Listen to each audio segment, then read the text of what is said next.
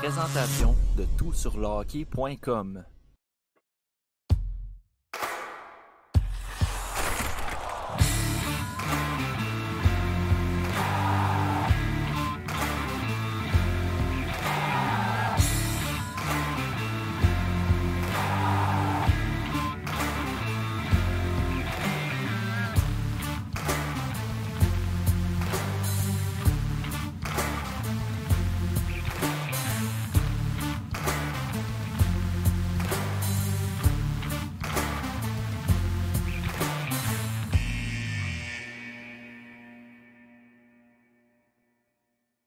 « 2022, nouvelle année, messieurs, nouvelle année à nos chers auditeurs.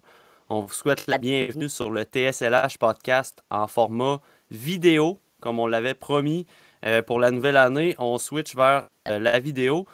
Ce soir, on est 4 membres du TSLH Espoir. J'ai Simon avec moi, Simon Servant de la presse canadienne, Larchie de Boulevard 102.1 et de toutsurlehockey.com et Pascal de seulement toutsurlehockey.com. Et autres tâches connexes. Et autres tâches connexes et 2000 visionnements de hockey à regarder par année.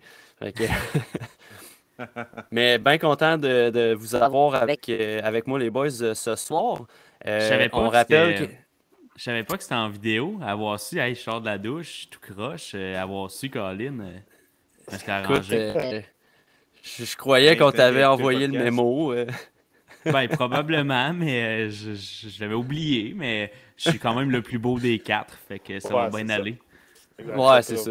Exactement. On se fie à ton énorme potentiel pour remonter la moyenne du groupe. Fait que, aujourd'hui, dans l'épisode du TSLH podcast, on va parler du feu Warrior parce qu'on se l'est fait pas pire canceller toute la gang. C'était une déception pour notre temps des fêtes. Effectivement, la COVID s'est évitée chez les joueurs. Pour faire un petit recap rapide, Simon, je t'inviterais peut-être à nous ce qui s'est passé avec l'annonce de comment ça s'est fait. Je pense que tu as participé au Zoom quand ils ont annoncé en fait que le tournoi était cancellé. Je me trompe-tu? Non, ben c'est ça. En fait, j'ai participé au Zoom. Pendant aussi même le camp de sélection qui a mené aussi après à l'arrivée du championnat mondial et l'annulation. Puis dans le fond, de ce que moi j'en compte. En fait, ce qui est arrivé, c'est qu'il y a eu des cas de COVID. Là. Je pense que tout le monde est au courant. Puis ils ont eu de la misère à contenir ces cas-là parce que à Red Deer et à Edmonton.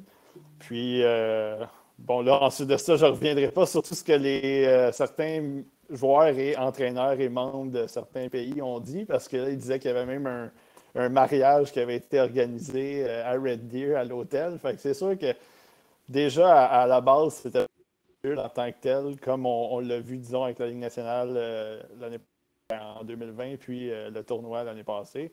Fait que c'est sûr que ça a été un peu différent, mais moi, de ce que je comprenais, de ce qui a été dit, c'est qu'ils vont tenter de peut-être ramener le tournoi peut-être au mois de juin, avant le repêchage, peut-être après la Coupe Memorial. Donc, peut-être donner un temps à tout le monde de compléter sa saison, puis voir si on peut revenir un peu sous un format un petit peu plus peut-être protégé, entre guillemets, puis faire ce tournoi-là. Puis c'était pas uniquement le championnat mondial de hockey junior masculin. Je pense qu'ils voulaient faire ça aussi pour plusieurs autres tournois qui avaient été annulés dans les dernières semaines. Là, normalement, notamment celui de U18 féminin là, qui a causé un petit peu un tollé.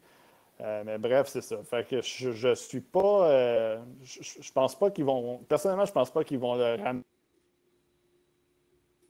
Je pense qu'ils vont essayer de le ramener, mais je pense pas qu'ils vont réussir à le. Tant mieux s'ils ramènent. Puis les joueurs actuels, tous les joueurs qui ont été admissibles dans tous les pays, vont pouvoir revenir, même s'il y en a qui vont avoir 20 ans, disons, qui ont eu 20 ans il y a quelques jours ou dans quelques semaines, ils vont pouvoir revenir pareil, même si on dit que c'est un tournoi des moins de 20 ans, ben, ils vont avoir l'accès au tournoi pareil. Donc, ça pourrait être le fun, mais je pense que ça va être une petite. Ça va être compliqué. Puis je pense qu'il voulait organiser même un tournoi aussi, genre de pas un combine, mais essayer le match des meilleurs espoirs, essayer de mettre un peu tous les meilleurs espoirs pour qu'on puisse les voir avant le repêchage, justement. Qu'est-ce qu'on n'aura pas non plus, probablement. Je pense même que ça a été annulé. Je pense que c'était prévu en début février, je pense, le match des espoirs de la LCH. Puis là, je ne suis pas sûr si ça a été annulé ou sur le bord. Là. Ça a été repoussé, en fait. Ça avait lieu Kitchener, je crois. Puis ça a été repoussé à une date ultérieure, je pense, autour du repêchage. Mais tu sais, c'est pour les espoirs qui jouent au Canada, en fait. Et, pour l'instant, il n'y aura pas d'espoir européen à ce match-là, normalement, mais on va suivre ça. Je prévoyais peut-être regarder pour la possibilité d'y aller, mais en tout cas, on va attendre. On est un peu dépendant de la situation actuelle pour le championnat mondial junior. Les boys, on a pas mal tout écouté les matchs. En tout cas, il y en a eu très peu là, de matchs mondial junior. On s'est craqué quand même pas mal pour regarder les parties. Il y avait quelques sujets que vous voyez observer pendant ce tournoi-là, notamment pour le repêchage 2022. Je vous lancerai tout de suite sur un des sujets qu'on prévoit de partager. On en avait parlé dans d'autres podcasts. La situation entre Joachim Kemmel et Brad Lambert. C'était une question que les deux espoirs sont finlandais, jouent au sein de la même formation en Liga. Kemmel produit excessivement bien jusqu'ici cette saison. La production un peu plus difficile. Je pense qu'il y avait un consensus dans nos podcasts à l'effet que Brad Lambert jouait beaucoup mieux que ce que les statistiques démontraient. Arrivons au championnat mondial junior et soudainement, c'est Brad Lambert qui produit. Je commencerai, mettons, avec Max. Je pense que c'était des espoirs que tu avais peut-être moins remarqué au début de la saison, mais je suis curieux de t'entendre sur ce que tu as perçu pendant ce tournoi-là entre ces deux joueurs. Ben, là, ce qui est intéressant, c'est que j'ai pas le choix d'aller contre un peu une de mes phrases clichés du mondial junior par rapport au scouting.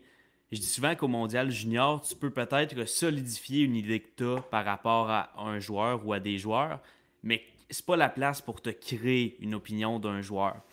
Mais ça peut être une place pour comparer deux joueurs. Puis là, c'est là que je me permets de donner mon opinion parce que j'ai pas regardé de hockey finlandais cette année, là, à part le mondial junior. Là. Je mentirais si je disais que j'en ai regardé pas mal. Là. Fait que j'ai pu comparer ces deux gars-là. Puis pour moi, c'est le constat qui est sorti. Je me souviens que j'avais beaucoup aimé Lambert quand je regardais plus de hockey junior. Quand je regardais Lambert l'année passée, je me souviens que je tripais dessus. Fait que c'est sûr que j'avais hâte de le voir cette année. Puis pour moi, c'est clair qu'il est en avant de Kemmel. Comme je dis, j'ai pas vu rien d'autre que le mondial junior cette année. Mais ce qu'on a vu de Lambert, c'était à la hauteur des attentes que personnellement j'avais de Lambert après avoir vu ce qu'il a été en mesure de faire l'année passée. Fait que j'ai hâte de me remettre un petit peu à tout ça puis d'essayer de comprendre, OK, comment ça se fait que tout d'un coup, t'as Kemmel qui vient dépasser Lambert dans des rankings, puis j'ai hâte de comprendre ce phénomène-là parce qu'à la lumière de ce que j'ai vu au Mondial Junior, j'ai un peu de misère à comprendre comment ça peut se produire. Tu veux y aller, Pascal? Premier, tu sais. Ouais, dans le fond, ça a juste confirmé un peu ce qu'on disait. Il n'y a rien vraiment à rajouter de ce que tu as dit. T'sais, moi, tout le long, c'est un gars que j'aime beaucoup. C'est un joueur que j'aime beaucoup regarder jouer. C'est un gars il est quand même responsable et tout, mais tu sais, il joue en Ligue. Puis son coéquipier Lambert, tu vois qu'il est plus pro. Là. Déjà, plus pro, mais il produit à son avantage souvent. Puis là, dans ce contexte-là, il était utilisé à son avantage. On pouvait être capable de voir sa vitesse, sa vision. On a vu pas mal. Puis il avait la misère à tout faire. Il était rendu difficile. Donc, il y avait peut-être du stress. Il veut se prouver. Fait que c'est sûr que ça a joué. Mais tu sais, moi, personnellement, je l'ai encore 10. C'est le monde qui me met encore dans le top 5. C'est correct. Là, il y a des bonnes qualités, mais je constate qu'il est arrivé. Là. Je suis vraiment content. Pour d'autres.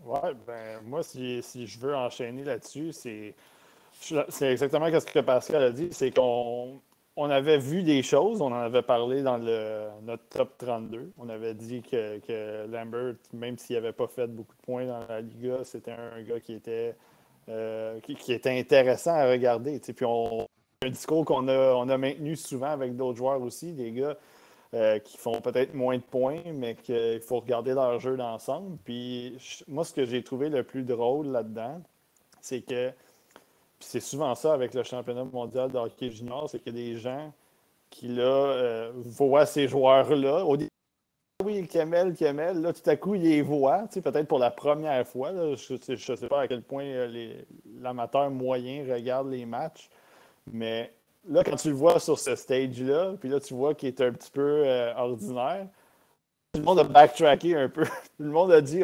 finalement, il est juste correct ou on ne comprend pas pourquoi il est avant Lambert. Mais c'est ça, nous non plus, on ne comprend pas. C'est pour ça qu'on l'avait dit dans notre podcast du Top 32.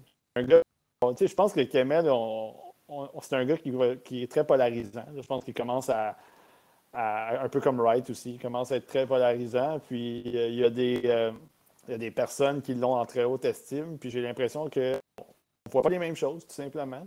Puis c'est correct, ça fait partie du repêchage, sauf que on l'aime quand même, Kemel. C'est juste que il y a des qui sont pas hot, là, c'est simple, on va le dire de même. Là. Il y a des choses qui sont pas intéressantes dans son jeu, puis qu'il va devoir améliorer, puis c'est correct, il va le faire, il a 17 ans. On espère qu'il va le faire. Mais ça a juste confirmé des choses pour nous, puis ça a juste confirmé encore une fois que Lambert était, selon nous, supérieur à Kemel. Puis, combien de fois on l'a dit dans des podcasts ou dans des textes que sa force, c'est de marquer des buts du point de mise en jeu, spécifiquement en power play. Mais si tu enlèves sa game, il devient un joueur qui va s'effacer et qu'on ne verra pas beaucoup. C'est exactement ça qui est arrivé en fait au championnat mondial junior. Il y a plein d'espace pour manœuvrer premièrement, pendant qu'un gars comme Lambert, que moi, à mes yeux, c'est un joueur qui se spécialise dans la possession de rondelles, marqué dans cette facette de jeu-là, puis dans un jeu plus restreint contre des meilleurs joueurs au championnat mondial junior, ben ça a ressorti beaucoup. Puis effectivement, je suis comme vous, là, je suis quand même assez content que ce qu'on a observé puis ce qu'on a prodigué comme contenu à nos auditeurs, à nos lecteurs, ben ça se soit avéré quand même un peu vrai. Tu sais, je pense pas qu'on soit dans la brume par rapport à ce débat-là, par rapport à Kemel, puis par rapport à...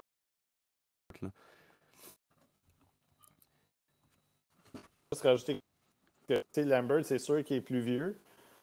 C'est peut-être un peu normal que. Puis il a déjà vécu ce tournoi-là aussi. Fait qu'il connaît. Il y a comme un peu des repères par rapport à ce tournoi-là. C'est correct. Mais en même temps, on l'a vu. Là. On l'a vu à quel point, même s'il y a un an de différence, on l'a vu à quel point il était très. Il était plus dominant. On l'a vu son trio là, avec Koivunen puis Elenius. Les trois étaient. Qui s'est développé, puis les trois ont été très efficaces dans les trois zones, dans les deux sens de la patinoire. Fait qu'il y a vraiment quelque chose puis c'est correct, Kemel, il va peut-être, quand il va revenir l'année prochaine, peut-être qu'on on va peut-être être impressionné par lui, il va peut-être faire 6-7 buts, puis c'est correct. C'est juste que je pense pas que la différence d'âge dans ce contexte-là fait en sorte que Lambert a ressorti plus que Kemel à cause de ça. Je pense que c'est juste parce que c'est une game plus mature, c'est un joueur qui est plus mature, qui est plus pro, puis c'est pour ça que ça a apparu, simplement, selon moi. Pascal, tu as regardé des matchs en Liga. Penses-tu que le fait d'avoir mis Lambert avec Elenius a changé la donne? Parce que Elenius joue avec Kemel d'habitude à GIP. A changé la donne, je ne sais pas. De manière, l'entraîneur va falloir qu'il. Je sais pas que la philosophie là, au niveau des formations, des trios et tout, c'est quoi en ligue. Il va falloir qu'il utilise des bons joueurs ensemble. Pas juste tuer le talent de ses joueurs. Tu sais, Kamel, contre 5, il jouait pas nécessairement mal, mais il était un peu moins dangereux avec Lambert. Puis on verra. Ça devrait être intéressant. À un moment donné, ça va être une ligue professionnelle. Mets tes joueurs talentueux avec, peu importe le. C'est pas la Ligue nationale de hockey, c'est pas la Ligue américaine. Faut pas à craindre que ces gars-là sont pas capables de jouer ensemble, même s'ils ont 20 ans ou 20 ans. Là. Personnellement, j'aime ça les voir des trois ensemble. C'est sûr que ça serait difficile de les départager, mais en même temps, si Lambert en sort plus, ça va donner des points à Kemel. Ça va Lambert, au niveau de l'évaluation. Ça va donner de la substance au monde pour discuter. Sérieusement. En général, les boys, vous avez trouvé. C'est sûr que l'échantillon est petit, mais en général, vous avez trouvé la Finlande comment cette année au championnat mondial?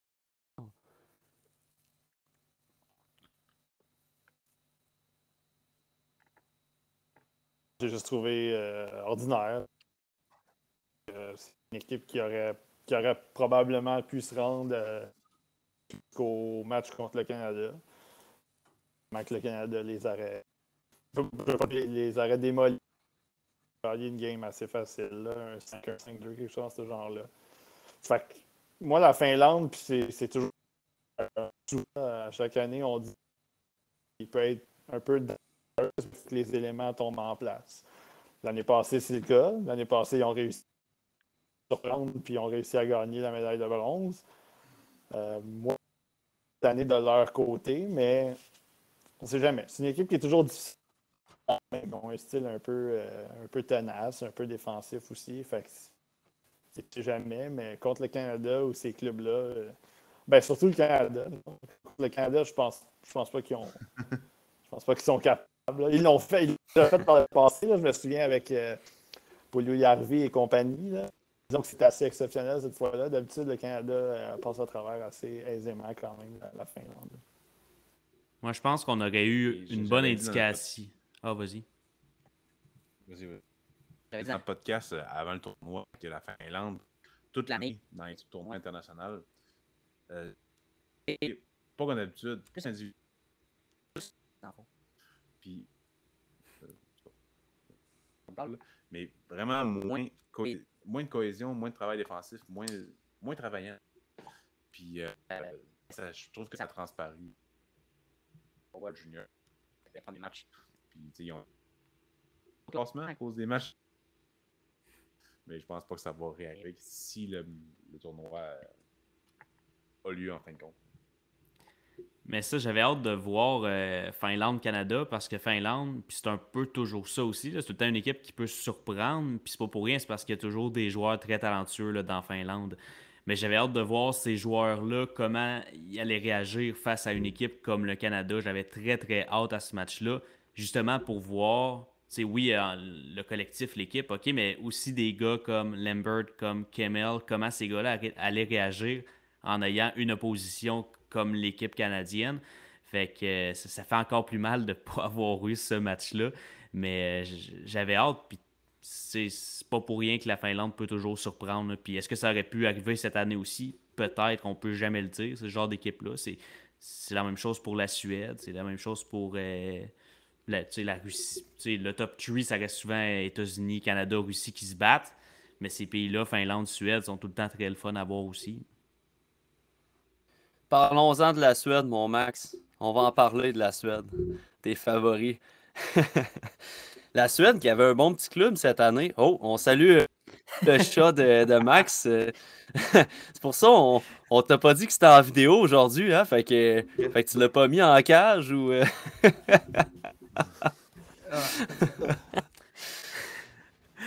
J'imagine que ton chat s'appelle Branny ou Brandstrom, fait qu'on le salue. Non, c'est Gaston. Ah, ok. Bon, ben, on salue Gaston alors. Mais pour revenir à cette fameuse Suède, Suédois qui alignait un bon petit club cette année, avec, entre autres, comme vedette William Eklund et Alexander Holtz, deux gars qui ont joué professionnels cette année, avec Wallstedt dans le filet. Max, tes petits chouchous suédois, tu les as trouvés comment? Ben, c'est sûr que j'ai beaucoup aimé le chum André. Ah ouais. Je m'en doutais. On se souvient qu'à chaque année, j'ai comme mon petit défenseur, idéalement suédois préféré. Dans les dernières années, ben, ça a commencé avec Brandstrom. Récemment, il y a eu le chum André qui me fait justement Emile Andrea, là, pour ceux qui ne savent pas, le inside. Là. Mais il me fait beaucoup penser à Eric Brandstrom dans sa façon de jouer. C'est le même genre de défenseur. Euh, tu sais, avec la shape, c'est sûr, c'est évident là, de les comparer. Mais niveau style de jeu aussi, niveau vision offensive, c'est des gars qui se ressemblent beaucoup. Je pense toujours que Brandstrom a un upside potentiellement, a plus de chances d'atteindre un upside plus élevé qu'Andrei. Mais quand même, j'ai beaucoup aimé ce que j'ai vu de lui au Mondial Junior. Puis c'est positif pour la suite des choses. Sinon, d'autres défenses. La Suède, cette année, qui avait une belle brigade défensive, comme c'est souvent le cas, là, avec moi, un de mes préférés aussi du repêchage, c'était il y a 2 ans, ça, LJ Grants. Ouais, 2020. LJ Grant, ce que j'aimais beaucoup, qui a glissé, je pense que j'avais classé quelque chose comme 15e dans mon top 31. Puis finalement, il a glissé, je pense, 35e. Lui, je vois vraiment un bel avenir pour lui à LA. Puis je trouve qu'il a connu un bon tournoi avec des beaux flashs. Edvinson aussi, qui est ça, c'est pas mon préféré, puis je l'ai toujours dit. Mais dans un tournoi comme ça, avec le talent pur qu'il a, il a le talent, on peut rien faire contre ça. Puis il a la shape aussi, puis il a tout ce qu'il faut pour dominer dans ce talent, dans un tournoi comme ça. Puis il a montré que c'est pas mal ce qu'il s'en allait faire, dominer. Fait que c'est un autre que j'aurais vraiment aimé voir jusqu'au bout face à des grosses équipes. Edvinson, j'aurais beaucoup aimé le voir plus parce que ce qu'il a montré, c'est prometteur pour l'avenir vraiment. Là. Fait que c'est sûr que ces 3 défenseurs-là, c'était le fun de les voir, puis j'aurais aimé ça les voir plus. Là. Edvinson, il est venu Oui. balayer un peu les doutes. Ben, les doutes. Il n'y avait pas vraiment de doute à son égard. C'est plus, on en a souvent parlé dans le podcast que c'était le typique joueur boomer boss, là, qui avait vraiment beaucoup, beaucoup de potentiel, mais qu'il fallait vraiment focusser sur le potentiel de ce défenseur-là pour l'évaluer. Parce que si on se fiait, mettons, à ses performances l'année passée, c'est peut-être un petit peu plus en dentille en montagne russe. Il fallait se concentrer vraiment sur le potentiel. Puis je pense que là, cette année à Frolunda, il a pris la place de Norlinder. En tout cas, je ne sais pas quand l'espoir du CH ben, il est revenu avec Frolunda, il a joué aujourd'hui. Edvinson, il est sur le protocole COVID. Je ne sais pas quand lui va revenir à Frolunda, s'il va reprendre son poste de défenseur numéro 1 ou si on va le laisser à Norlinder. Mais Edvinson a une très bonne saison cette année. Puis ça s'est poursuivi aussi au Mondial Junior. Et que dire de Jesper Wallstedt dans le filet? Il a... On croyait lui, là, honnêtement. Solide performance contre les Slovaques, c'était quoi? C'était 50 tirs, je pense, qu'il a arrêté pour son jeu blanc. 49, je pense. Ben oui, 50, là, oui. C'est une très bonne performance pour un gars que finalement il a testé positif à la COVID comme le lendemain. Là, mais Ben, moi, la Suède, Allez. dans ma vidéo. Mais la Suède, ouais. moi, je l'avais gagné la médaille d'or. Je pensais qu'elle allait gagner la médaille d'or, moi, la Suède. Fait que, je l'avais dit dans ma vidéo. Je trouvais que c'était une équipe qui était bien équilibrée avec des joueurs de très haut talent. Donc, si on parle de Edvinson, de Holtz, là, je parle juste de ces deux-là à l'attaque, mais il y avait Niederbach, il y avait des joueurs aussi qui étaient intéressants, puis même en défensive, comme tu l'as dit, Max. Fait que je pense que c'est dommage.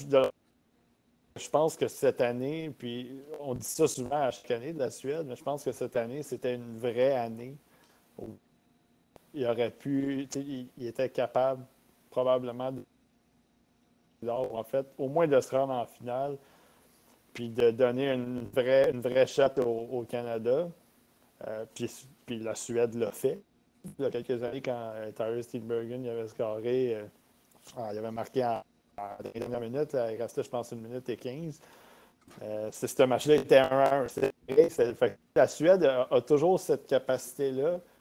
Ça arrive pas que ça choke, on l'a déjà vu, mais je pense que cette année, l'équipe, elle était vraiment bien équilibrée, surtout avec Wallstedt devant le filet, comme on a mentionné. Ça m'a fait penser justement, quand on s'en est parlé en privé, Warriors avaient décidé d'échanger leur choix pour plus bas, puis finalement passer par-dessus Wallstead. Mais bref, puis là, on voit en ce moment les Warriors, ça va bien. Mais tout ça pour dire que la Suède, je pense que c'était Ça une n'a équipe aucun qui sens. méritait. Ben, c'est ça. Ils cherchent des goalers en plus. Mais bref, ouais, c'est ça. Je pense que la Suède, cette année, une belle équipe. C'est dommage parce que ils ont parti fort contre la Russie, ils ont parti fort. La Slovaquie, c'était pas une mauvaise équipe non plus. Aussi contre les États-Unis, voir à quel point ils allaient faire la trifouille de battre les trois clubs de leur groupe. Puis, ben, si ça revient, encore une fois, il faut falloir les suivre parce que si jamais ils réussissent à ramener le tournoi au mois de juin et tout ça, encore une équipe qui va être à surveiller, qui va être là, qui va faire des puis en plus de ça, les gars, s'il y a des gars en plus de ça qui ont continué leur saison, puis ils ont pris du galon en série, puis des Wallstead, des Edvinson, des gars comme ça, ça risque d'être intéressant. Je les ai pas trouvés tant hot dans les matchs que j'ai regardés. En tout cas, les derniers matchs là, du tournoi. J'ai trouvé que Wallstead est bien, puis le Dixon aussi. Mais à part ça, ils m'ont. J'avais mes réserves aussi. Je dirais pas que ça a confirmé mes réserves. Vraiment pas. C'est pas ça pour tout. Et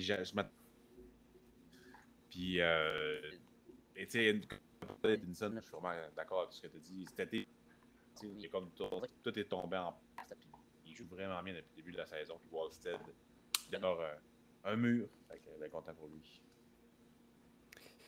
Pascal, on va poursuivre avec toi parce que là, il faut que je te ramène à ta prédiction que tu as faite. Dans notre dernier podcast du TSLH podcast, celui qui était pré-World Junior, comment t'es russe que tu voyais gagner la médaille d'or? Ah, mais il n'y a pas de médaille qui s'est gagnée. Fait que. C'était pas plus flashy que d'autres choses. C'était un all-in que j'avais comme. Paris avant le podcast, c'est pas grave. Dans la Russe. Mascara. Mishkov a super bien joué, j'étais vraiment content de le voir aller, mais la défensive était médiocre. Mokmolin, en tout cas, peu importe le nom de son nom, Mokmolin, qu'on appelle. Très déçu. J'ai aimé Kirsanov, mais. Non, c'était. Grudinin était. J'ai bien aimé, il est dirigé beau. Ben pour vrai, je pense que. m'a piqué. Je pense que je m'avancerais à dire quasiment que Grudinin était le meilleur des formations russes. Je m'avancerais quasiment à dire ça. Moi, je il y avait des mots. Une bonne mobilité, une bonne confiance. C'est ce que j'avais vu au début de la saison. Mais en saison, il était là dans un tournoi. C'est une qui était là. Bref. Pendant la saison, c'était stade. J'y retourne parce que je l'ai regardé là, au mot. Voir que. Je regarde ça. Ils ressemblent. Il manque tellement des joueurs dans leur équipe. Là. Ils sont tellement poches. En tout cas, on les comprendra jamais. Je pense qu'on a déjà parlé pas mal. Okay. Moi, je vais juste dire, je vais y aller comme ça. Là. Ça sera pas bien long. Là. La Russie, c'est tant pis. Tu bâtis ton club avec des joueurs, puis. Non, mais pour vrai, tu laisses des gars comme Matvei Petrov qui est en train de brûler la Ligue de l'Ontario. Tu laisses Gouchin qui est excellent aussi, lui aussi laissé de côté. Après, Tchaïka, laissé. À un moment donné, lâcher de prendre des gens pour des épées. Là, on sait que c'est de la politique. Lâcher de dire c'est à cause de leur jeu défensif, tout ça, quand tu te ramasses avec des gars comme Stelkov en défensive qui a reçu du tournoi. À un moment donné, c'est ça. Faut arrêter de prendre les gens pour des épais. Puis c'est tant pis. Rester dans la cave, ben pas dans la cave, mais gagner aucune médaille d'or. Ça fait depuis 2011 qu'ils n'ont pas gagné de médaille d'or. Une médaille d'or qu'ils n'auraient jamais dû gagner d'ailleurs parce que le Canada menait 3-0 en troisième période. Là. Fait que, quand ils vont commencer à bâtir une équipe qui a de l'allure, parce qu'il y en a des joueurs de talent dans cette équipe-là. Puis quand ils vont arrêter de vouloir promouvoir leur ligue, là, la MHL, puis la VHL, puis les ligues comme ça, peut-être qu'ils vont revenir dans le top. Parce que pourtant, l'année passée, en fait, il y a 2 ans, quand ils ont joué contre le Canada, il y en avait des Kovanov, puis des gars il y avait Sokolov, puis c'est des gars de la Q, puis pourtant, ils sont rendus à une caméra de gagner la médaille d'or. Fait que, à un moment donné, prenez les joueurs qui sont bons, puis on n'est pas. Je comprends qu'on n'est pas des dirigeants, puis on n'est pas des recruteurs, puis tout ça, mais on n'est pas des épais non plus. Là. Il y a des gars qui sont bons, qui sont laissés de côté juste parce qu'ils ne jouent pas dans le bon continent. Là. C'est tellement plate. Tu parlais d'un gars comme Petrov, là, qui aurait tellement été le fun à voir aller, probablement, parce qu'en ce moment, il détruit la ligue dans le junior canadien. Puis, tu sais, souvent, avec une équipe talentueuse comme ça, avec un pays comme la Russie, avec des joueurs talentueux comme ça, c'est juste vraiment plate. Puis, tu sais, c'est un manque de respect pour le hockey. Là. C'est plate que la politique prenne autant de place. Puis, c'est vraiment plate. Puis, mais je change je change pas de sujet complètement. Je reste dans la Russie. On n'a pas mentionné notre ami Askarov. Ah, j'y venais, Max. J'attendais, mais je peux y aller. Là. C'est... Je suis sans mots parce que on voyait tellement ce goaler-là gros, puis c'est pas normal ce qui se passe. Puis je sais que Matt, t'as ta théorie là-dessus, puis c'est une théorie qui se tient beaucoup, là. Fait que je vais te laisser la dire parce que c'est pas mal ce qui résume ma pensée, puis d'après moi, c'est ce qui résume la pensée de pas mal de monde parce que c'est l'option la plus logique, là. Écoute, j'ai pas. C'est vraiment plus un feeling, là. C'est pas. C'est ce que j'observe depuis l'année passée, en fait, depuis qu'on l'a fait, depuis qu'il est allé au championnat mondial junior, qui a été pourri l'année passée. Il a de la misère à garder son bâton dans les mains. Cette année, c'est pas mieux, là. C'est vraiment pas mieux. Moi, je pense vraiment que ce gardien-là manque de volume. Puis pas de volume corporel, là, mais de volume de. Il manque de match. C'est pas normal qu'un gars comme Askarov garde les buts pour à peu près 28 matchs par année, matchs internationaux et séries inclus, quand présenté cette année au championnat mondial junior avec 21 matchs de saison régulière déjà derrière la cravate. C'est anormal cette utilisation-là. Puis Askarov, on va le voir se développer beaucoup mieux en Amérique du Nord. Puis il faut absolument qu'il vienne le plus rapidement possible. Parce que dans le développement d'un gardien de but, tu as la technique, tu as la combat, puis tu as la charge de travail. À mon avis, c'est pas mal les trois facteurs qui sont assez importants pour l'apprentissage d'un gardien de but. La technique, il n'y a aucun doute là-dessus. J'ai jamais douté sur sa technique. Écoutez, un papillon là, qui couvre tout le filet comme ça, là, son papillon il est excessivement large. Il a vraiment une très belle technique. Combativité, j'aimerais ça le voir plus combatif. Vraiment plus. Ça découle vraiment beaucoup du manque d'expérience puis du manque de match derrière la cravate qui fait en sorte que, tu sais, il joue pour la meilleure équipe en KHL. Puis, il a joué 5 matchs en KHL, il a joué 5 matchs en MHL au moment, dans le fond, du tournoi championnat mondial. Puis il joue tout le temps devant des bons clubs. Ce gars-là a clairement pas appris la charge de travail de beaucoup de matchs, mais il a pas la charge de travail match à high pace, avec des matchs à haut rythme. Puis on l'a clairement vu depuis les 2 derniers tournois juniors auxquels il a participé. Du moment que la POC se déplace rapidement, qu'il y a des écrans devant lui, que c'est difficile. C'est vraiment difficile. Askarov, là, c'est une urgence pour les Preds de l'amener dans l'organisation le plus rapidement possible. Ils ont aussi Saros qui goal bien présent. Fait qu'il n'y a pas de stress à avoir avec Askarov. Tu peux prendre ton temps et l'amener dans la Ligue américaine. Mais il va falloir qu'il l'amène parce que là, c'est un bust. Je veux pas aller jusque-là. Mais je commence à être inquiet que ce gardien-là se fasse scraper. Là. Puis pas pire en plus. Là. Moi, ce que je veux dire dans le cas d'Askarov, c'est que quand on l'a scouté, c'était un gars qui, oui, avait du talent, mettons à 17 ans, il avait le talent de la moyenne. Il était dominant pour son groupe d'âge, mettons les 17 ans. Là. On l'a vu au U18 et tout ça.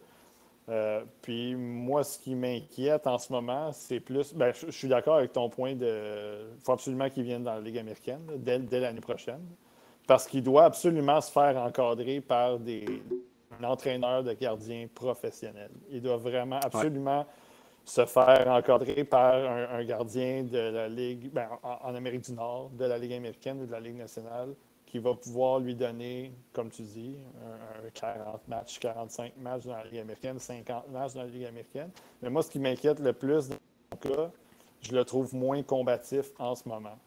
Puis ça me dérange parce que quand tu es un gardien de 6 pieds 3, 190-ish, là, je ne sais pas trop combien il pèse exactement, mais tu es supposé avoir assez de gabarit pour non seulement couvrir du filet, mais pouvoir, tu bouges la tête, tu es supposé être capable de pas juste te fier à tes réflexes, tu es supposé être capable de prendre cette place-là devant le filet puis d'aller la chercher, la rondelle. C'est du tracking de rondelle, puis j'ai l'impression qu'en ce moment, il ne le fait pas. Puis moi, ça m'inquiète beaucoup, mais encore une fois, moi, je suis absolument convaincu qu'à la minute qu'il va arriver dans la Ligue américaine, ou en fait en Amérique du Nord, je suis convaincu que ce gars-là va revenir sur la pente qu'on voyait de lui quand il a été repêché. Puis je ne serais pas surpris. Puis moi, je suis sûr et certain que ça ne sera pas un bust. En fait, je le dis sûr et certain, c'est mon opinion. Je serais prêt à mettre beaucoup d'argent là-dessus. Mais il va absolument falloir qu'il se fasse encadrer dans la Ligue en Amérique du Nord, absolument, parce qu'il y a beaucoup de choses à apprendre que j'ai l'impression qu'il. Sa combativité, mais son manque de combativité Exact. directement qui se jette sur ses jambières rapidement. Il est rapide sur ses jambières. Puis il a un excellent papillon, mais tu peux pas juste te fier à ça. Puis une phrase que je sors souvent quand j'évalue des gardiens, là, quand j'ai regardé Daube, regardé Verbetic, Olsted, Askarov, dans nos observations avec TSLH Espoir, c'est qu'Askarov, il est gros, mais petit.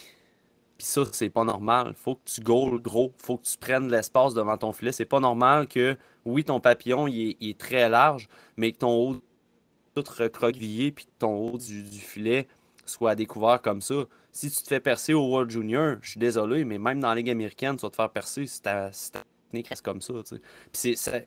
Puis en fait, c'est même pas une question nécessairement de technique, c'est juste une question de combativité. C'est qu'il est lâche, il se drop sur ses jambières trop rapidement. Il y a des gars devant lui, des fois, tu sais, il bouge pas beaucoup la tête. C'est ça le problème, c'est que des fois, il est comme. Il garde la tête un peu juste pour par-dessus l'épaule du gars en avant de lui. Mais sauf que ce joueur-là, il va se déplacer, il va bouger. Toi aussi, il faut que tu bouges la tête. Tu dois. À Montréal, on a eu Carey Price, puis on l'a vu, là, Carey Price, c'en était un qui était excellent. Ben, il est encore, là, il n'est pas mort. Là. Mais sauf que c'est un excellent gardien pour tracker la rondelle, c'est un excellent gardien pour bouger. Puis lui, il l'a, il mesure 6 pieds 3, il pèse 210, 215. Fait que c'est sûr que quand tu vois bien la rondelle, puis que tu te jettes à terre, si tu sais où est-ce que c'est toujours le point de départ, là, à partir, quand tu vois la rondelle partir, tu sais où est-ce que tu te fais une idée un peu de où est-ce qu'elle est. Puis lui, c'est ça, c'est là le problème. Il ne bouge pas assez la tête, il ne va pas fighter pour aller chercher la rondelle, où est-ce qu'elle est. Puis on l'a vu avec Wallstead. Tu regardes Wallstead contre la Slovaquie, il a réalisé des arrêts des fois que tu te demandais comment ça se fait que. Parce que la rondelle, elle le frappait parce qu'il savait. Il la voyait aller, il y avait du trafic, il y a eu des avantages numériques de la Slovaquie. Puis il était toujours bien positionné. Puis Kossa, c'en était un, on en a parlé l'année passée aussi. Kossa, c'en était la même chose. C'est un gars qui a son gros gabarit, puis en plus de ça, il a la vision. Fait que quand tu ramènes tous ces éléments-là ensemble, ça fait en sorte que c'est des gardiens qui vont difficilement buster parce que tout est là. C'est ça qui manque à Askarov. On a parlé de la Slovaquie, vite, mais quelle déception pareil que le tournoi soit annulé parce que moi, la Slovaquie, j'aimais tellement ça, regarder cette équipe-là jouer avec les Slavkovski, Dvorsky, Nemetz, Chromiak. C'était vraiment un club qui était plaisant. Pensez-vous que s'il y a reprise ou peut-être même l'année prochaine. Pensez-vous que ce club-là, en particulier, parce que la majorité des joueurs vont revenir l'année prochaine, est-ce que vous pensez que cette équipe-là peut aspirer à une médaille éventuellement au championnat mondial junior? C'est. Avec le noyau actuel, oui. Là. Selon moi, oui, sérieusement. T'as oublié penses? Nézar, puis dans les prochaines années, il va y avoir Molnar aussi. Ouais, Qui est c'est vraiment, vrai. vraiment bon. C'est l'équipe qui pourrait. C'est pour la Finlande ou bien les autres équipes que peut-être la Suède, ça va être tough. Là. Mais tu sais, une médaille de bronze, ça se fait contre le bronze contre la Russie. Là. Moi, je vote pas pour la Russie pour gagner cette. Ben non, mais Donc, c'est quand t'es aimé pour faudrait- l'or, la Russie. Ouais, mais. Hein? Ouais. On va. Mais Mais pour moi, j'ai vrai, vraiment cette crazy, année, oui, oui. Mais cette année, pour vrai, la Slovaquie battait la Russie, là. Clairement. Là. En tout cas, à mes yeux. Ouais. D'accord avec toi. Est-ce qu'on a vu? Ouais. Il aurait pu possiblement jouer contre la Suède. S'il avait joué comme ça contre la Russie, probablement qu'il traversait. Là. Je serais sans nécessairement dire que ça aurait été le parc. Là. Mais il aurait facilement, pas facilement, mais il aurait pu gagner ça, un bon 3-1, un bon 4-2, quelque chose de ce genre-là. Là. Je pense que la Slovaquie, moi, je les verrais peut-être pas. Je les verrais peut-être se battre pour la médaille de bronze. Ça, je suis prêt à le concéder. Mais beaucoup de choses sont quand même tombées en place pour eux pour aller pour la médaille de bronze parce que, tu sais, là, ils n'ont pas eu des mauvais dans les parties qu'ils ont jouées. Puis malheureusement, ils étaient quand même plus bas dans le classement. Fait que si tu tombes troisième, quatrième, mettons quatrième, puis là, tu dois te revirer l'autre bord, puis tu joues contre le Canada, c'est terminé. La Slovaquie ne battra pas le Canada. Fait que il y a quand même quelques petites choses qui doivent tomber en place de leur côté. Mais moi, j'ai trouvé que c'était une super belle équipe. Puis on va le voir l'année prochaine aussi, quand ils vont être là. Tu en as parlé, Pascal, avec Molnar. Puis même, tu sais, Eliash, peut-être qu'il va garder les filets l'année prochaine. Puis moi, cette année, j'aimais l'équipe. C'est Latkoski, je pense que c'est un gars avec Chicago, moi, je l'avais adoré l'année passée en série. Fait que l'année passée, je suis toujours l'année passée, mais c'est il y a quelques mois. Là. Mais il y avait des éléments vraiment. On est vraiment fan de Slavkovski. Je pense que Nemetz. Moi, je n'ai pas détesté le jeu de Nemetz. Je pense qu'il y avait encore une petite gear de plus dans ce tournoi-là. C'est ça qui a été dommage. Je pense qu'il avait bien joué, puis je pense qu'il aurait pu mieux jouer encore. Il y avait de la place pour jouer du gros hockey. Puis c'est ça. Je n'ai pas l'impression que c'est une équipe qui. Je pense qu'elle s'en va dans la bonne direction, cette équipe-là. On parlait un peu de l'Allemagne l'année passée, que ça trendait peut-être dans la bonne direction avec les Studula, les Peterka, Reichel et compagnie. La Slovaquie, il manque peut-être juste ça. Il manque peut-être une couple de joueurs comme ça. Puis ils sont là en ce moment, ils sont jeunes. Pour lancer ça aussi, relancer ce pays-là dans les tournois, parce que ils en ont eu des bons joueurs. Là, Ossa, Marianne Ossa, Dimitra, Chara, qui est un excellent défenseur pendant plusieurs années. Fait que, il y a des éléments dans ce pays-là. Je pense qu'ils ont juste besoin, encore une fois, de continuer à se battre puis à avoir de bons joueurs puis rester juste dans cette ligne-là, la 4e, 5e, 6e position, puis continuer à améliorer leur jeu puis leur unité parce qu'ils ont vraiment des bons joueurs, selon moi, dans ce pays-là.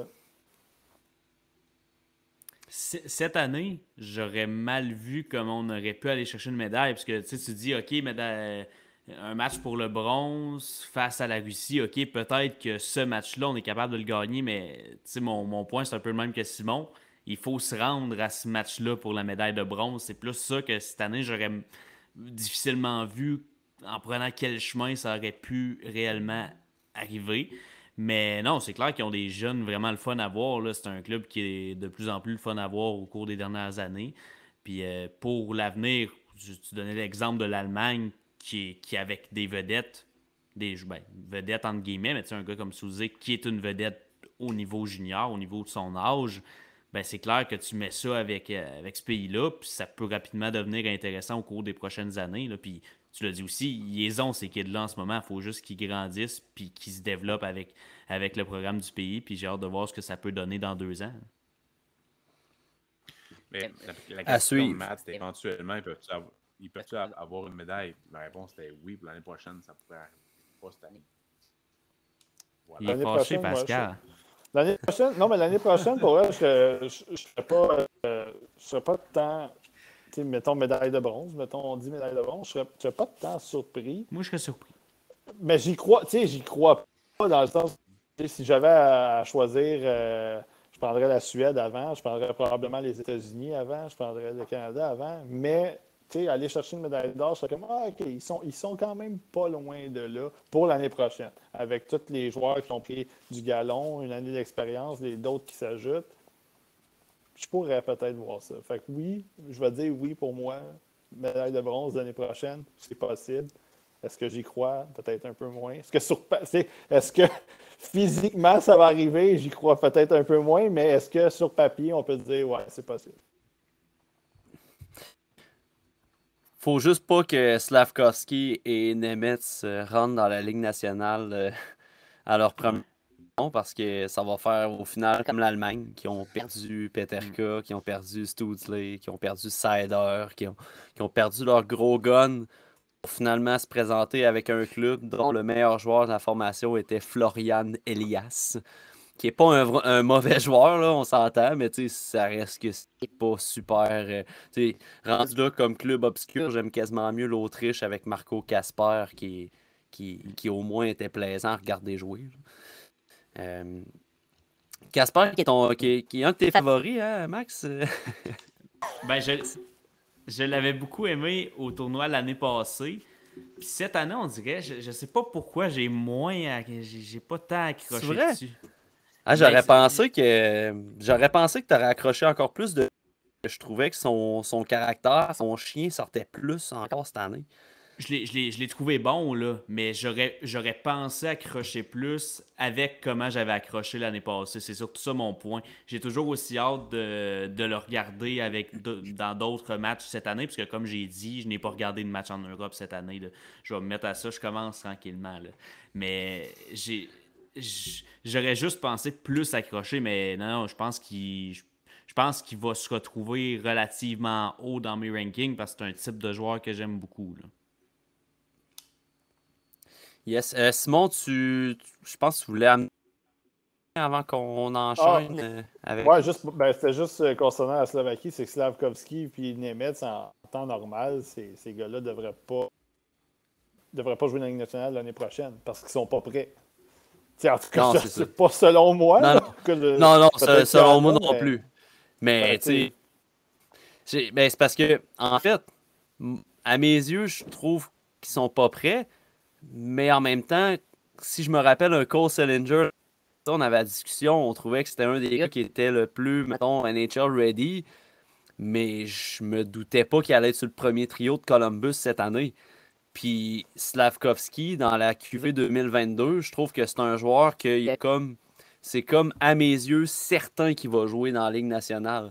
Fait que, on dirait que le cas Sillinger me fait hésiter à savoir il va-tu embarquer tout de suite ou non. T'sais. Ouais, c'est sûr que mais Sillinger, en même temps, on disait qu'il était peut-être le gars le plus NHL ready. Est-ce que Slavkovski, c'est-tu le gars qu'on considère le plus NHL ready de la gang ou est-tu NHL ready? Moi, personnellement, je trouve pas. Fait que peut-être que, c'est ça, peut-être que s'il y a un bon camp, on ne sait jamais. Là, il va peut-être avoir son essai de 9 matchs, puis peut-être qu'il va rester, peut-être qu'il va revenir, mais en théorie, je pense pas qu'ils vont être dans la Ligue nationale, donc ils vont pouvoir revenir l'année prochaine. Puis Nemetz aussi, probablement. L'équipe américaine, on va basculer vers l'oncle Sam parce que c'est un club qui avait plusieurs nouveaux visages cette année. Des gars comme Carter Mazur, des gars comme Matthew Nyes, je pense que c'est... En fait, je sais pas, Simon, de ton côté, mais je sais que moi, Pascal, c'était deux gars qu'on avait appréciés l'année passée. Mazur, on était c'était un overager, puis que, tu sais, je pense que Pascal avait bien calé qu'avec Détroit, ça pourrait fitter, puis finalement, il s'est retrouvé là. Mais on savait que Mazur, c'était un gars plus mid-repêchage, tout ça, mais on avait bien apprécié son jeu l'année passée. Même chose pour Nice, c'était deux gars qui s'amenaient avec l'équipe américaine. On avait Logan Cooley aussi, qui est dans la cuvée de cette année 2022, qui s'ajoutait au groupe. Le bon vieux vétéran Matthews, qui était dans l'alignement également. Jake Sanderson, qui était là. Comment avez-vous trouvé la formation américaine avec les matchs? Puis je vais essayer de vous amener vers une petite piste parce que moi, j'ai trouvé que le mot incohérence pouvait coller à l'équipe américaine. Est-ce que c'est moi qui se trompe complètement ou si c'est quand même un peu réaliste de penser qu'il manquait un peu de constance chez les Américains?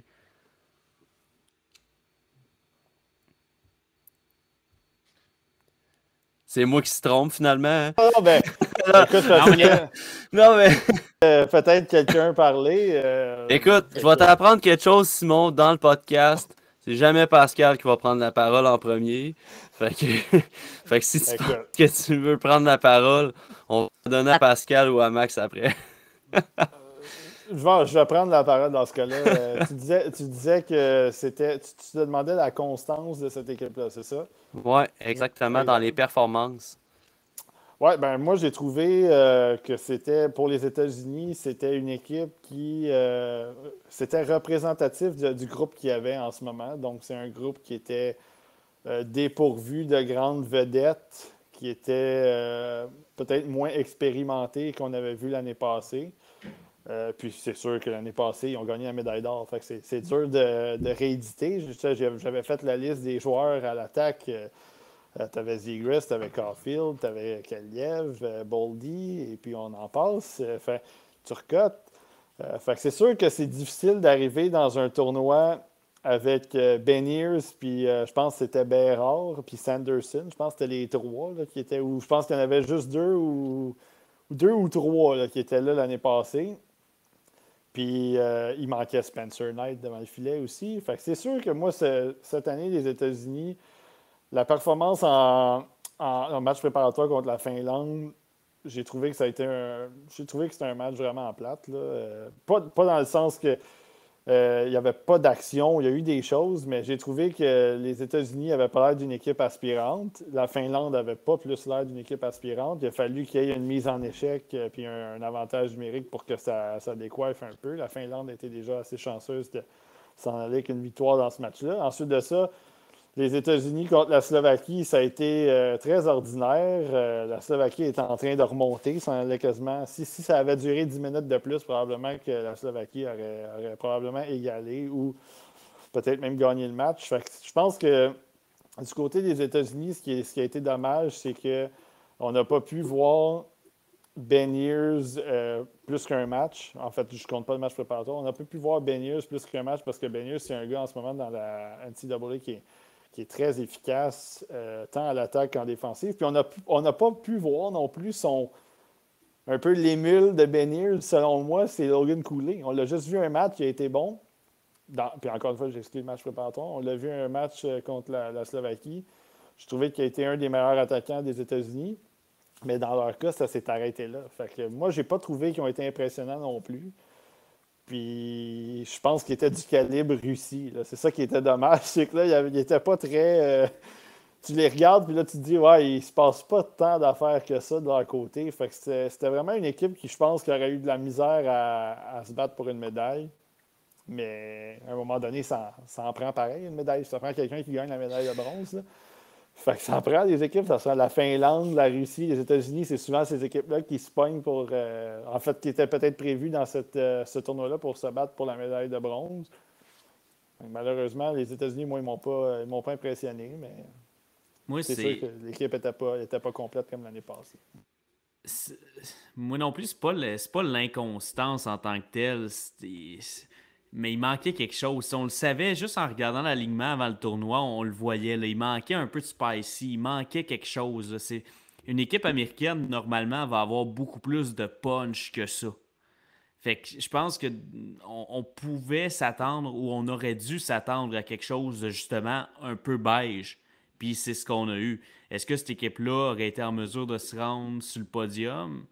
Je pense que la question se pose. Moi, j'étais content de voir Drew Commesso avoir un certain succès. C'est un gardien que j'apprécie beaucoup et que j'aime suivre son développement. Mais encore là, c'est pas un Spencer Knight. Fait que, il manquait. C'est vraiment pas une des éditions sexy des États-Unis des dernières années, mettons. Là. Fait que, inconstant, je sais pas si ce serait ça le mot que j'utiliserais.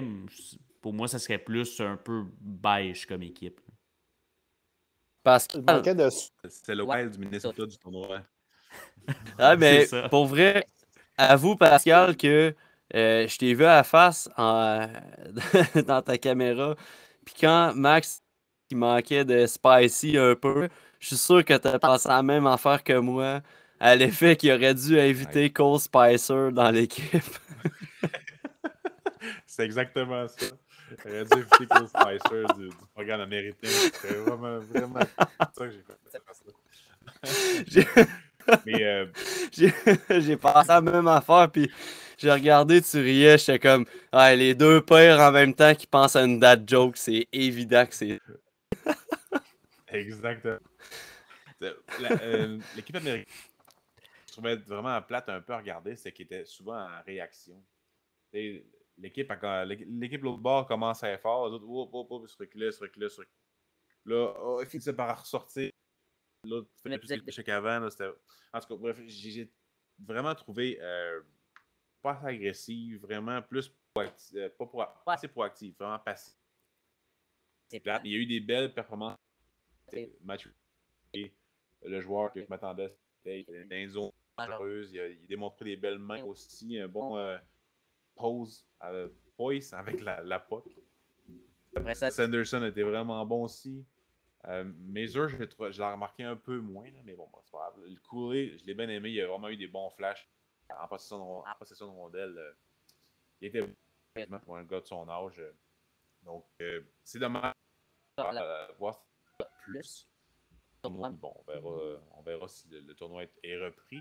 Mais si je me souviens bien, l'année passée, l'équipe américaine n'a pas bien starté non plus son tournoi. Cheminement, avec de l'adversité et tout, puis on finit par gagner la médaille d'or. Est-ce que ça a été ça cette année? Je pense vraiment pas. Ils n'ont pas la même maturité pantoute. Mais je vois quand même un petit lien là, entre les deux.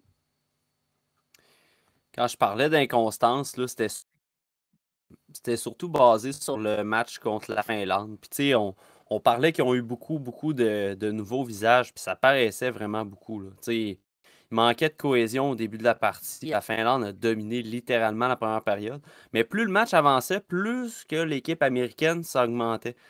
Puis c'est à cause de Beniers, puis c'est en partie à cause de Cooley. Les deux, là, du moment qu'il y avait la rondelle sur la palette, contrôlaient le rythme du match. Puis on dirait que tout le jeu redevenait un peu plus, tu sais, avec une meilleure cohésion quand ces deux-là avaient la rondelle.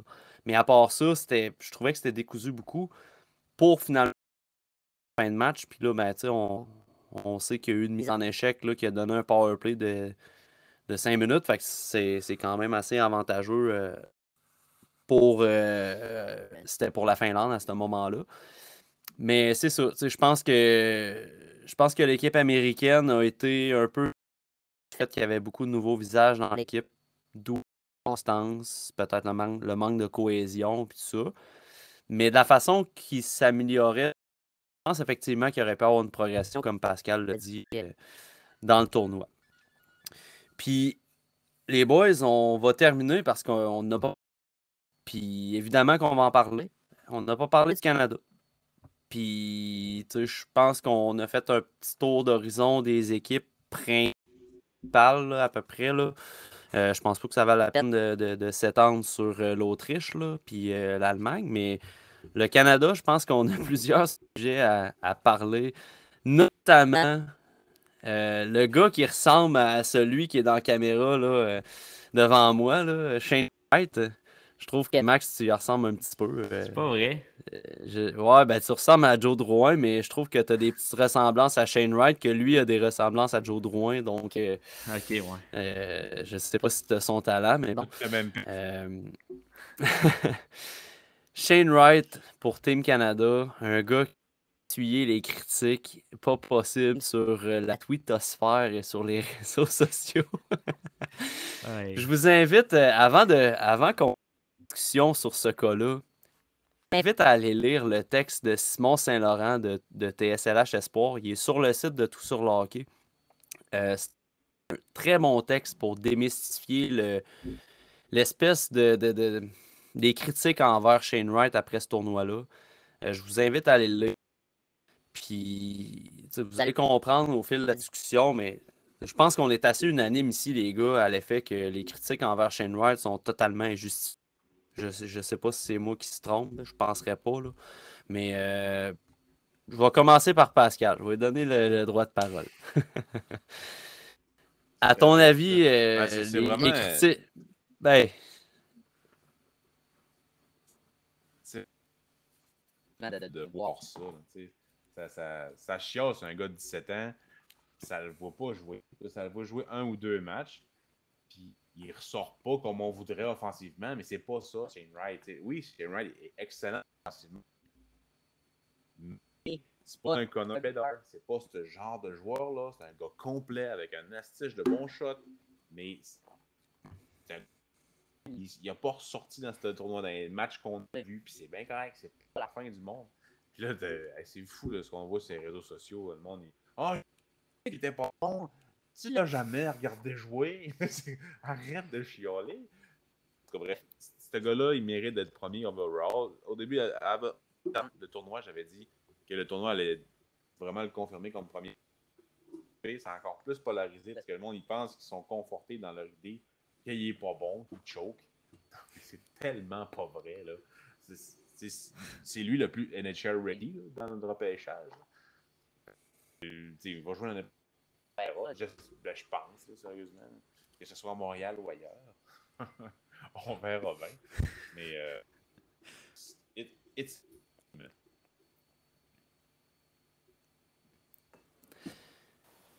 Écoute, j'embarque-tu là-dedans? oh ouais, on embarque à pieds joints. Écoute, moi, Shane Wright, je suis tellement tanné. Puis, sais-tu pourquoi je suis tanné? Parce que c'est les partisans des Canadiens, encore une fois, qui embarquent dans qui amorcent cette discussion-là. Puis, je suis tellement tanné de ça. Si le Canadien était deuxième dans la Ligue en ce moment, on n'en parlerait même pas de Shane Wright. En fait, nous, on en parlerait, là. Mais sauf qu'il n'y en aurait pas là, de pseudo-connaisseurs de sous-sol, partisans du Canadien, qui viendraient nous écœurer comme quoi que Shane Wright n'est pas bon. Je suis tanné de ça. Je suis tanné de ça. Parce que, Colin, Shane Wright, là, tu peux dire que son compete level, il n'est pas au niveau que tu voudrais être dans le junior. Puis c'est correct. Puis moi, je le compare un peu à Tavares. Puis c'est quoi? C'est un peu le même arc que j'ai, moi, que je vois avec Tavares. Pas au niveau... Tu sais, Tavares, il avait marqué 72 buts à 16 ans dans la Ligue d'Ontario. Là, tu sais, je veux pas comparer les joueurs. C'est un peu le style de joueur. Puis c'est exactement la même chose qu'on voit avec Shane Wright. C'est un gars qui... Il est arrivé de bonne heure dans la Ligue de l'Ontario. Il a été excellent à sa première année. Malheureusement, l'année passée, il n'a pas joué. Il est arrivé au U18. Ça a été un excellent tournoi pour lui. Là. Puis Bedard aussi, là, moi, je les comparerai même pas les deux. Là. C'est pas les mêmes joueurs du tout. Puis Bedard, moi, j'ai toujours pensé que Bedard il était meilleur que toute la gang en arrière de lui. Là. Fait que Wright, Lafrenière, Hughes, là, Bedard, il est en coche en haut de tout le monde. Fait que ça, on n'aura même pas besoin de parler de comparaison Bedard-Wright parce qu'on n'est pas là. C'est pas les mêmes joueurs. Mais juste pour Wright, il est arrivé cette année, puis Simon l'a mentionné dans son texte aussi. Puis, en fait, je pense qu'on en a discuté aussi un peu sur Twitter. C'est un gars, Wright, il est déjà pro. Il joue déjà la Ligue nationale dans la Ligue de l'Ontario, alors qu'il devrait plutôt vraiment se lancer dans essayer de vraiment driver l'attaque puis aller ramasser des points puis des choses comme ça. C'est pas ça qu'il fait dans la Ligue de l'Ontario. Il joue vraiment un style professionnel, un style 200 pieds, un style, puis il est efficace en avantage numérique. Il fait d'autres choses. Mais si tu regardes les joueurs si tu regardes les joueurs juniors, puis tu t'attends à ce que tous les joueurs juniors comme ça fassent 120 points, comme McDavid qui avait genre 130 points en 50 matchs, là. C'est pas comme ça. C'est pas comme ça que tu dois analyser. Puis ça a l'air le fun sur les GIFs, puis ça a l'air le fun pour les gens qui ne regardent pas souvent le hockey junior, puis ils veulent voir des buts comme Connor Bedard il a fait à son retour dans la WHL, puis c'est donc spectaculaire. Mais quand c'est le temps d'analyser, je ne suis pas recruteur, mais si je me mets dans la peau d'un recruteur, quand c'est le temps d'analyser un joueur, ses points, là, le fait qu'il ait 30 points en 22 matchs, là, pour moi, là, c'est de la cerise, c'est du crémage. Là. Ce que tu veux, c'est es-tu pro, es-tu sérieux, c'est le capitaine de l'équipe. En ce moment, avec le Canada, j'ai trouvé, quand il a joué avec Perfetti puis Bedard, je trouvais que il laissait beaucoup Perfetti puis Bedard driver le jeu. Puis lui, il était beaucoup plus sur la défensive. Donc, il se concentrait vraiment sur le jeu plus défensif, le jeu plus les replis plus profonds, plus sérieux à ce niveau-là. Puis moi, dans le tournoi, j'aurais aimé que Wright soit un petit peu plus offensif. Sans nécessairement dire, moi, je voulais pas qu'il fasse 15 points dans le tournoi. C'était pas ça le but pour moi. Mais je voulais juste voir de son côté un petit peu plus d'attaque que qu'est-ce que j'ai vu dans les 2 matchs. Mais j'ai trouvé le deuxième match beaucoup supérieur à son premier. Ben, pas de beaucoup, mais plus supérieur à son premier, juste parce qu'il a créé des choses, puis il aurait pu en ramasser 3-4 points dans ce match-là. Puis ça n'a juste pas fonctionné. Il y a eu des chances ratées. Le gardien a fait quelques bons arrêts. Le gardien de l'Autriche, c'est correct. Mais je pense qu'il y a eu il y a énormément de problèmes dans l'évaluation à cause que les gens s'attendent à ce qu'il fasse 100 points, 150 points. C'est pas des attentes réalistes dans son cas. Pas parce qu'il serait peut-être pas. Il serait capable de le faire, les 100 points, mais le problème, c'est qu'il est tellement concentré à son jeu dans les 2 sens, dans les 3 zones, de faire les petits détails, que je pense que c'est juste ça. Je pense qu'en ce moment, il est en train d'apprendre ça. Je pense que les recruteurs, ils le regardent et ils veulent voir un gars qui est sérieux sur la glace, qui ne coupe pas les coins ronds. Est-ce que son compete level pourrait être un peu plus élevé? Probablement. Mais moi, si je le vois, qui va être premier à la place de Wright si c'est pas Wright? Y a-tu un joueur en ce moment que tu regardes et tu dis, ah oui, lui, là. Puis même Cooley, qu'on aime beaucoup, là. Est-ce que Cooley, en ce moment, il joue tellement supérieur à Wright que tu le mets premier? Absolument pas. Il y en a des choses à améliorer, Cooley, puis c'est normal. Puis les deux, ils ont 17 ans. C'est ça le repêchage. Faut à un moment donné que tu comprennes que ce n'est pas des espoirs parfaits. Puis oui, il y a des petites affaires qui chicotent un peu, mais ils vont s'améliorer. Puis dans le cas de Wright, c'est ça qui est hot, c'est qu'il est déjà professionnel. Les choses qu'il a améliorées, c'est pas dans la Ligue d'Ontario qu'il va les améliorer, c'est rendu plus haut. Amen. Ça me fait tellement chier de voir du monde sur Twitter parler. Parle pas comme si tu connais ça, si tu connais pas ça, si t'as pas regardé un match de la OHL ou un match en Europe cette année. Tu sais, moi, aujourd'hui, là, je l'ai dit plein de fois là, que j'ai pas beaucoup regardé de match, j'ai pas vraiment regardé de match en Europe cette année. Il n'y a pas de honte à dire ça. J'aime bien mieux dire ça que faire croire à tout le monde que je les ai regardés comme beaucoup trop de gens font sur Twitter. Fais pas croire que tu regardes les premiers matchs des espoirs dans la LNH puis dire que tu as hâte de voir ces matchs-là. Puis tu regarderas pas ces matchs-là, tu vas regarder le score sheet puis tu vas dire « Ah, je le savais qu'il est bon, il a fait 2 points. » Il peut avoir joué un match de marde puis avoir eu 2 points. Il y en a des joueurs chanceux dans la LNH qui en font beaucoup de points de marde chanceux. Il y en a beaucoup. Viens pas me faire chier en me parlant d'Eric Brandstrom puis en me disant qu'il est pas bon. Puis si t'as pas regardé un Christ de match des Sénateurs, moi je regarde les matchs des Sénateurs. Moi je peux donner mon opinion.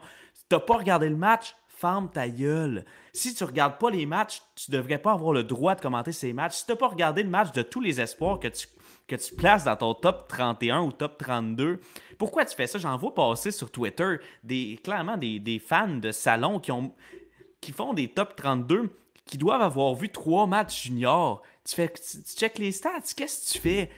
Twitter, c'est tellement de la merde, c'est tellement toxique. Les gens se prennent pour qui? Ça me fait capoter. Ah, ça fait du bien. Hey, Coupé. salon, je me suis fait traiter de salon, moi. Non, mais pour vrai, moi, je pensais sincèrement que avait qui allait comprendre en voyant justement un Joachim Kemmel qui a une superbe ligne statistique, mais qu'on se tuait à dire dans nos textes, dans nos podcasts. Il y a des bonnes statistiques, mais Brad Lambert joue mieux. Puis on arrive au championnat junior, ça se trouve qu'on a peut-être un peu raison, mais là, on se retourne vers Wright finalement, puis on fait la même maudite affaire. Tu sais, un moment donné, vu que ça marche pas là, d'évaluer un joueur juste avec les stats, pourquoi tu prends encore la même technique puis tu appliques ça à un autre joueur? Tu sais, on dirait que parce que c'est comme un numéro 1 incontesté, on se tue à vouloir le débarquer de là. On dirait que un premier choix, tout le temps que ça soit un Crosby, puis il faudrait tout le temps que ce soit un McDavid. Mais ça ne fonctionne pas comme ça, le repêchage. Tu sais, Connor Bedard peut avoir la carrière de McDavid. Il peut en avoir une parce que c'est un joueur qui est exceptionnel. Puis on ne s'est jamais caché de dire que Connor Bedard était meilleur que Shane Wright. En tout cas, je pense que c'est assez logique. Là, de voir sur les réseaux sociaux que Bedard est supérieur offensivement puis que Wright est même pas proche de Connor Bedard, là, t'as peur, là. C'est parce que t'as pas regardé le U18.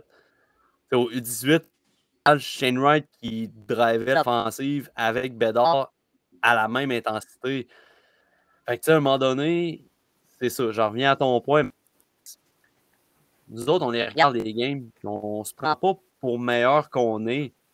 Mais à un moment donné, quand tu viens nous ostiner sur le fait que Shane Wright est parce que tu l'as vu un match et demi au championnat mondial junior, il n'a pas produit à tes attentes. Tu sais, Simon, tu le disais vraiment bien. Quand tu joues avec un Bédard, deux gars qui sont capables de driver des offensives, d'avoir la maturité de stepper back puis de faire les tâches un petit peu plus plates à faire sur ton trio, ça te démontre, puis tu es un premier choix, là, tu es un premier choix, puis tu décides de faire ça, ça démontre un grand leader, ça démontre que tu es capable de jouer pro. Mais mets un Matthew Savoie à la place de Shane Wright, là, puis c'est pas ça, là. Puis Matthew l'aime bien, mais Matthew Savoie, lui, il va axer sur, il va vouloir driver, il va vouloir marquer des buts, parce que j'en ai vu du monde qui chialait que Savoie était pas là. Mais c'est parce que Savoie, ce qu'il peut apporter bien dans un match, il y a plusieurs joueurs qui le faisaient. Fait que t'avais pas besoin d'un Savoie cette année.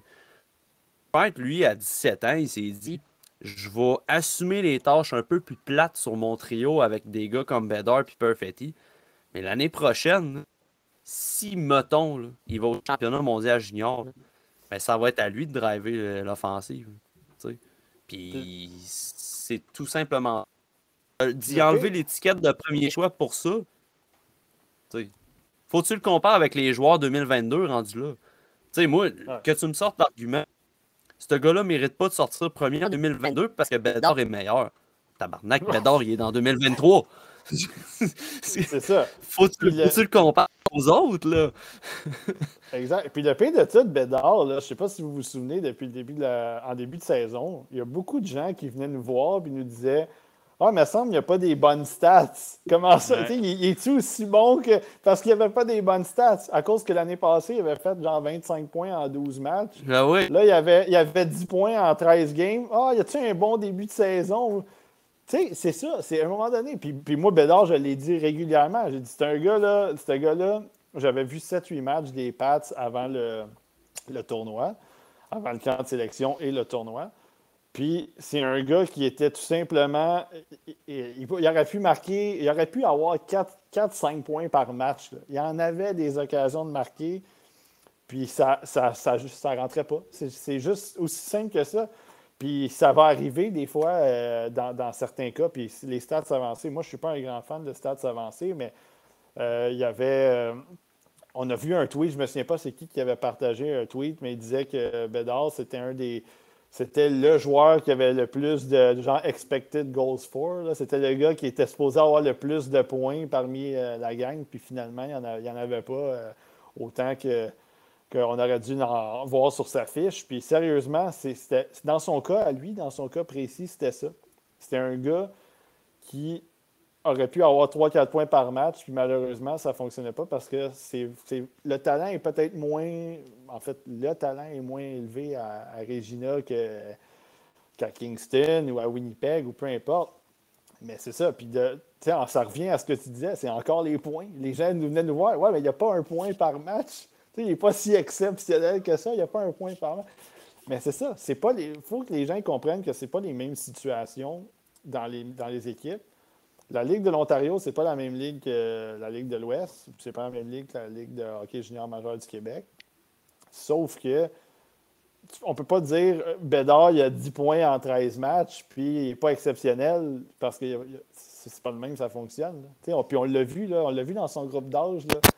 Puis ben, plus de ça, c'est son groupe d'âge moins 2. Là, il a 16 ans. Là. Fait que là, il va avoir 17, puis c'est même pas son repêchage. 4 buts dans un match, on n'a jamais vu ça. Pour un jeune de 16 ans, c'est jamais arrivé dans l'histoire du tournoi. Là. Et, fait à un moment donné, c'est quand même pas. Mais si tu te fiais à ses points, puis là, je ne sais pas combien il y a de points, là, il a rajouté 4 buts avant hier ou hier, mais je ne sais pas combien il y avait de points avant ce match-là. Si tu regardais juste sa fiche, tu dirais, ouais, ben, il est digne d'un premier overall. Puis moi, vous le savez comment j'aime Zach Benson à Winnipeg. Zach Benson, il y a plus qu'un point par match. Je n'ai pas regardé les stats dernièrement, mais est-ce que Zach Benson est meilleur que Bédard? Ben non, c'est pas de même que ça fonctionne. C'est simple de même. Il faut que tu les regardes, puis il faut que tu comprennes la situation des joueurs aussi. Parce que Wright, je reviens à Wright quelques secondes, c'est sur son trio, il joue avec Chromiak. En fait, il jouait avec Chromiak, je ne sais pas si ça a changé. Puis il joue avec Solo. Matthew Solo, c'est un gars de 16 ans qui va se faire repêcher l'année prochaine aussi. Fait qu'il joue même pas avec. Il joue pas avec Archery, il joue pas avec Edmonds. Il joue avec Chromiak, qui est un vétéran, mais il joue avec un autre kid. Fait que c'est pas les mêmes situations. Faut comparer. Faut pas comparer les situations avec Bédard, il y a plus de buts que Wright dans le tournoi, donc. Ben là, dans ce cas-là, c'est oui, OK, Bédard il est meilleur que Wright selon nous, mais c'est pas parce que Lambert a plus de points que Wright que Lambert est meilleur que Wright, mettons. Puis pourtant, on adore Lambert aussi, là, mais il faut évaluer au-delà des points, puis il faut évaluer dans les situations aussi.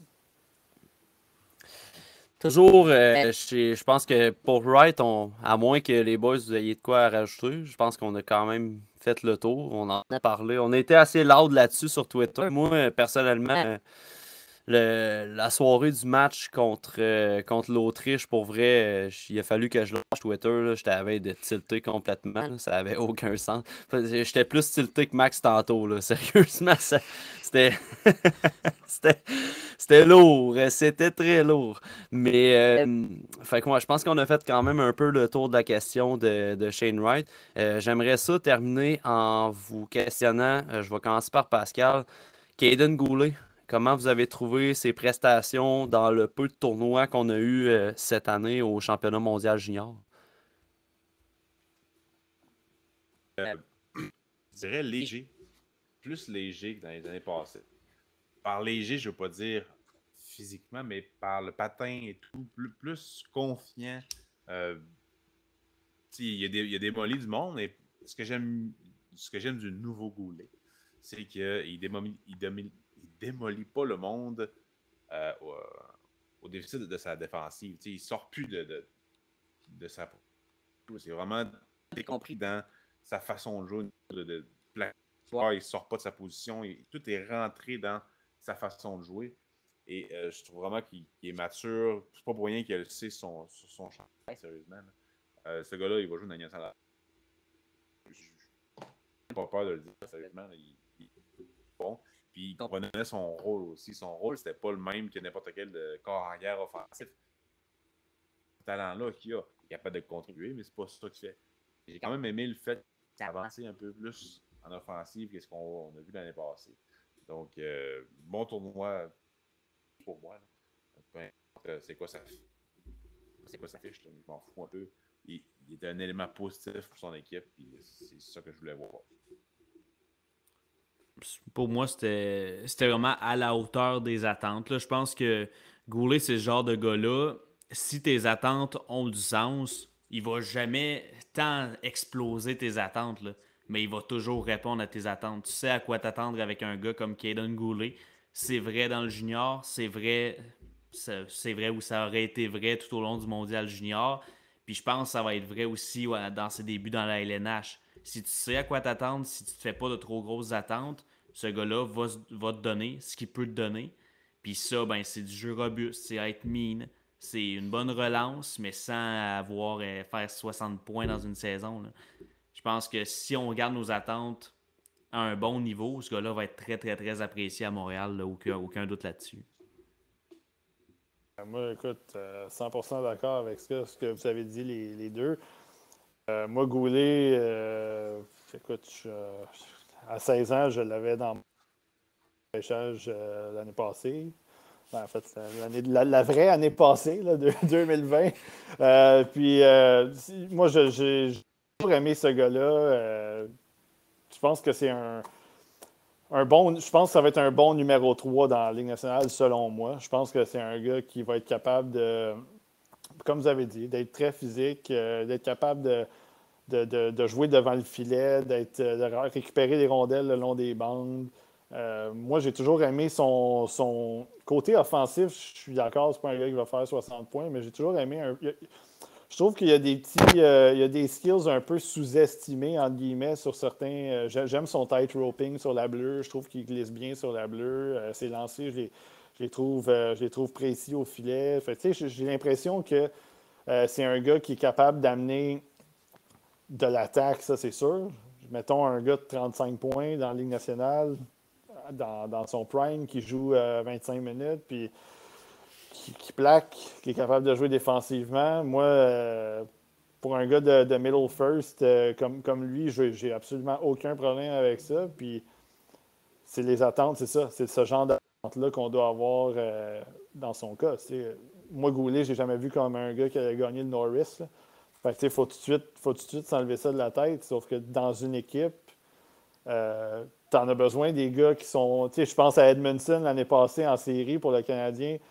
Je ne sais même pas s'il a fait un point en série. En tout cas, bref, mais il était-tu efficace?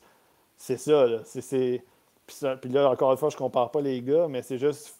Tu as besoin d'avoir plusieurs types de joueurs dans une équipe. Tu as besoin d'avoir plusieurs profils dans une équipe.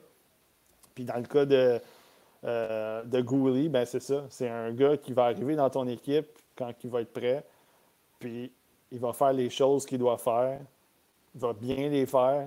Puis l'aspect leadership, c'est sûr, c'est intéressant. L'année passée, Tourigny l'a dit, il capotait sur ça, Goulet. Puis c'était sa première année dans le tournoi. Là.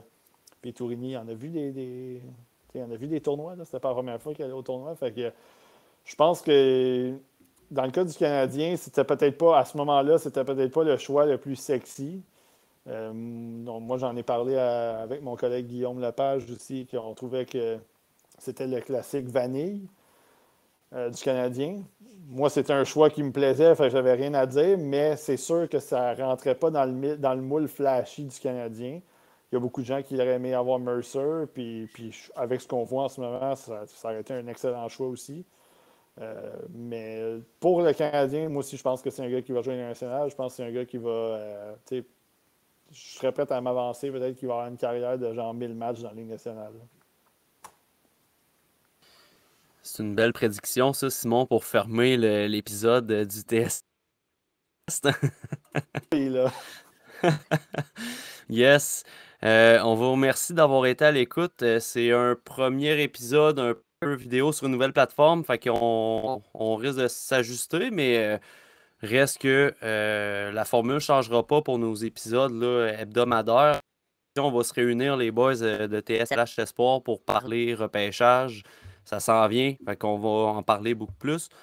N'oubliez pas de nous liker sur nos plateformes Spotify, Apple Podcasts, Google Podcasts, la plateforme que vous nous écoutez. Donnez-nous un petit pouce, des étoiles, des petits ratings. Partagez le podcast aussi. Continuez de nous lire sur toutsurlehockey.com. L'année 2021 est terminée. Vraiment une belle année pour tout sur le hockey. Là, on a refait le site au complet. C'est ça que j'écrivais sur Twitter. En fait, niveau statistique, ça a été un record en fait pour le site. Brag. Fait qu'on brag. Fait qu'on vous remercie bien gros de votre confiance, de votre fidélité. Puis, c'est ça, on a eu beaucoup de choses. On a refait le site. On a eu des accréditations pour la GMQ. On a eu plein d'affaires. C'était une grosse année. Brag. C'est là pas des plugs, mais des brags. Fait que... Mais bref, tout ça, c'est impossible sans notre clientèle, sans les auditeurs, sans les lecteurs. Donc, on vous remercie beaucoup. N'oubliez pas, 2022, nouvelle année, même commanditaire, barbenoire.com. Allez commander votre... J'ai mangé pas mal de viande fumée, Pascal, dans le temps des fêtes. Très bon stock. Très bon stock. Fait que je vous recommande d'aller Barbenoire sur Facebook, d'aller commander sur leur site web. Donc, on se dit à la prochaine, les boys. Puis, n'oubliez pas de partager le podcast si vous aimez le contenu de TSLH Espoir. Salut! Salut, là.